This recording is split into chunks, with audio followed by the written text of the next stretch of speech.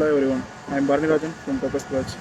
Today I am going to talk about the topic of the globalization system of market.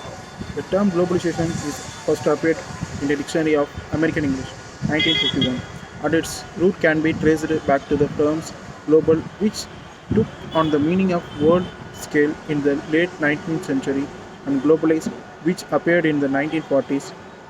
Globalizations came to prominence in popular discourse in the late 1990s um, and early 2000s, concurrent with a surge in publications on the topic.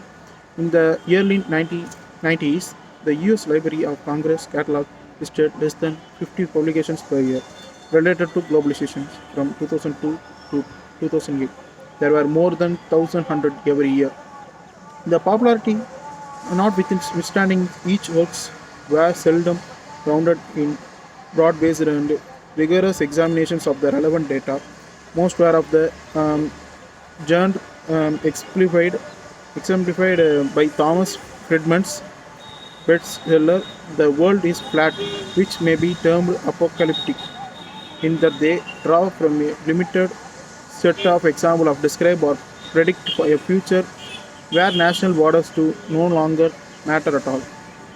This notice um, example to describe predict a future where national borders do no longer matter at all.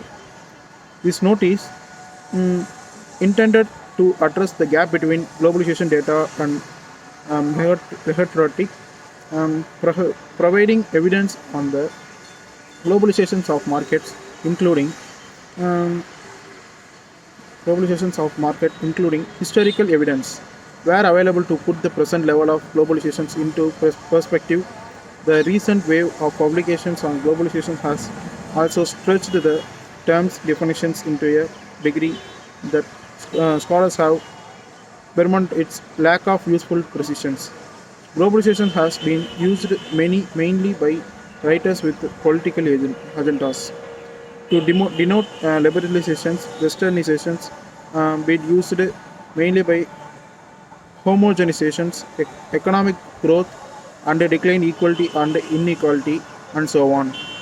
This note applies the much more limited and non-controversial definitions of globalizations simply as cross-border integrations. Um, in example, the building up various kinds of connections across national borders. Um, as is as these notes will elaborate, the actual data do not support the apocalyptic writer assertions that the world is approaching anything close to complete globalizations. Rather, the data describe a level of intermediations, some kind of economic activity. It is safer to assume it to be much closer to 10 percentage than 100 percentage. While examples cite the note such as trade and some kind of investment exceed the 10 percentage level of internationalizations, there are worthy emphasis here specifically for that reason, uh, and these few at most reach 20 to 30 percentage, still closer to 10 percentage and 0 percentage than 100 percentage. Good evening to all. Now, I like to share something about the service status. The service status take the important charge. Both the service status and trade is important for um, the business cycles. Now, I like to share here some of the diagrams that represents in our text. Let's assume the x-axis and y-axis.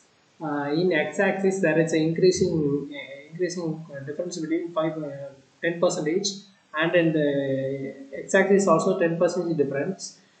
With GDP, both are increasing in 10 percentage of difference in 10%. STCU. Now let's discuss about the STCU.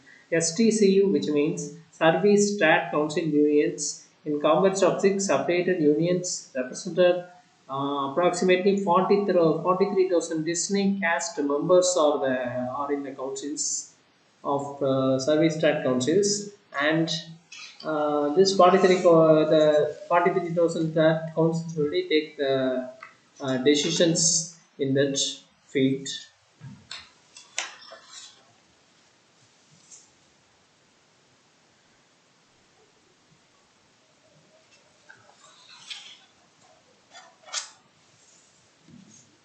And um, and in the service market, trade in service refers to the scale and delivery of an individual produce called as the service between the producers and the consumer. Service are major parts of global economy Major parts of global economics.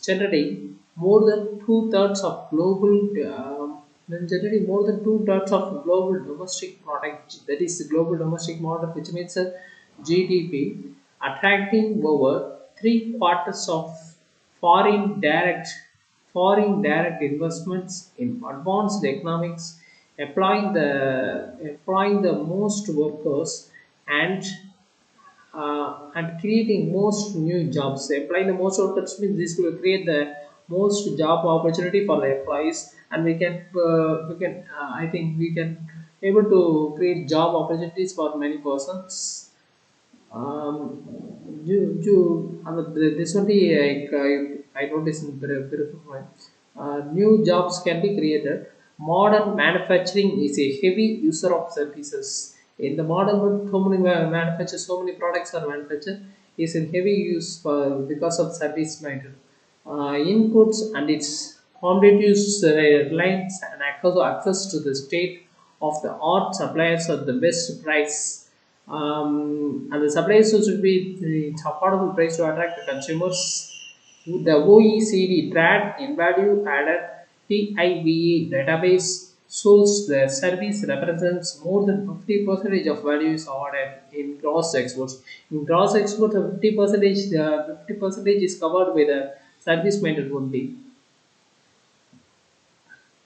Value added in gross exports and over 30% of value is added in exports of manufacturing goods, and 30% of the exports are manufactured by and 30% exports is exports when the environmental is covered by the service matter.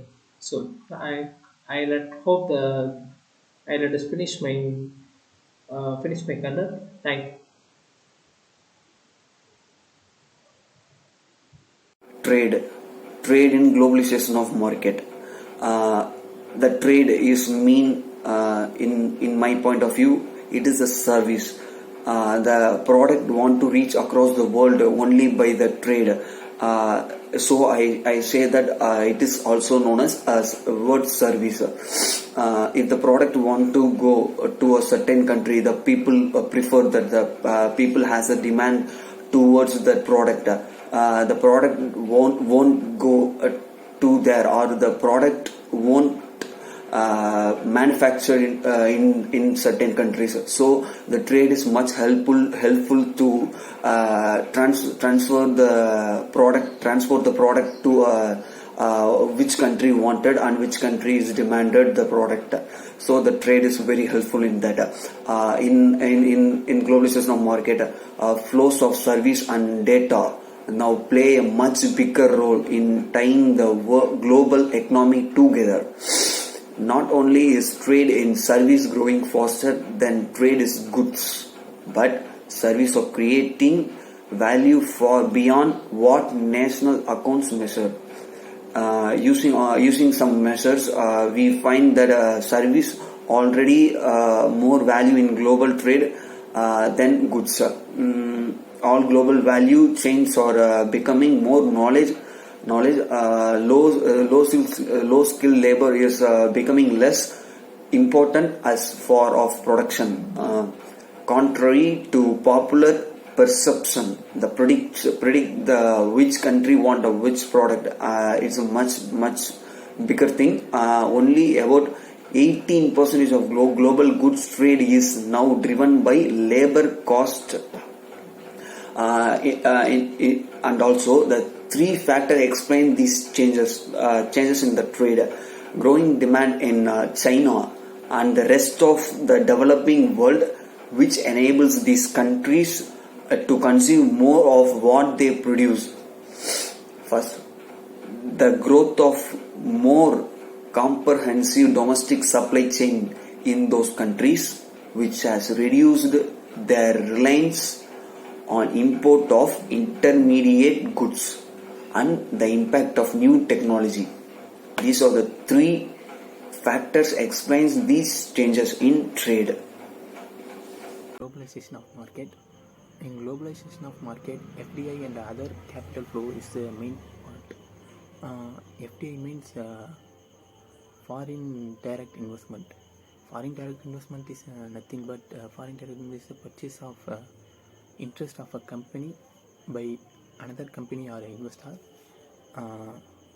which are outside of the borders. So, otherwise known as controlling the ownership in the business in one country, which are located in another country. It has advantages. Advantages of FDI: it will easily access to the market, access to the resources, and reduction in cost of production. It has disadvantages too. It will be unstable and unpredictable foreign economy, unstable the political system, and an underdeveloped legal system too, and capital flow. Generally, it refers to movement of money for the purpose of trade or business operations, etc. It was generally. According to globalization of market, capital flow refers to increase the integration of world through transnational goods, capital, norms, etc. It has benefits. Capital flow of benefits is it will reduce the risk of investment and increase the returns of investors, and it will increase the finance rapid rate growth of investment and economic growth of the country, as well as to increase the consumption too. And next is people, how people are engaged to globalization of market. It will be briefly explained by Mr. A. Surya. Good morning, sir. Good morning, my dear friends. Myself, Surya. I am going to discuss about the topic globalization of market, and I selected the division people. The official United States immigration level. Over this period, 32 million people migrated from Europe, most of them to the United States, compared to about 12 million such migrants between 1820 and 1880, and much smaller numbers earlier on. 12 million net migrants, mostly coolies or indentured labor from India, China and other Asian countries to the rest of the world between 1820 to 1915. Once again, the period of 1880 accounted to the bulk of these flows. The parties drive global migration are license-fire economy, cross-border flows, acceleration and diversification of migrants. Globalization has diverse impact. They are easier communication and cheaper travel, demand for low-skilled and cheap labor, trade, investment, FDI flows create jobs in countries of origin. Virtual mobility reduces the need for migration. The United States is expected to host the larger number of international migrants in 2010, followed by the Russian Federation, Germany, Saudi Arabia and Canada. The rest of them is followed by Timor and India. Hello guys, today I am going to give a little bit information about globalization of marketing. First is the international telephone call making is doubled more than 80 billion in the year 1997, and it now over to 180 billion in the year 2006. And over the same period, the international call making cost is doubled and it is plummeted now. And the average retail revenue of per minutes for international call is more more than 65 US, and the cent is less than in a 20 cent.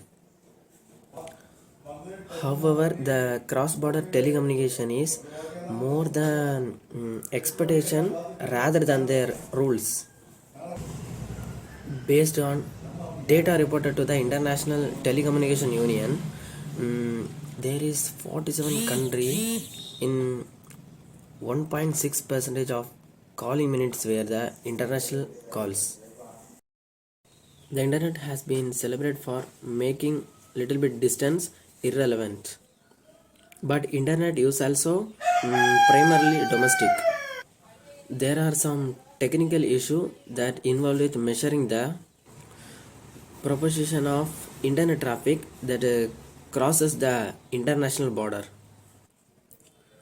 But one estimation is put it at 17 to 18 percentage during the period of 2006 to 2008.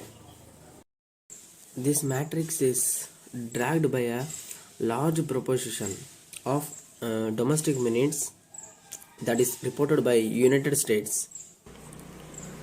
The mean and median by company were 5.5% and 3.5% respectively.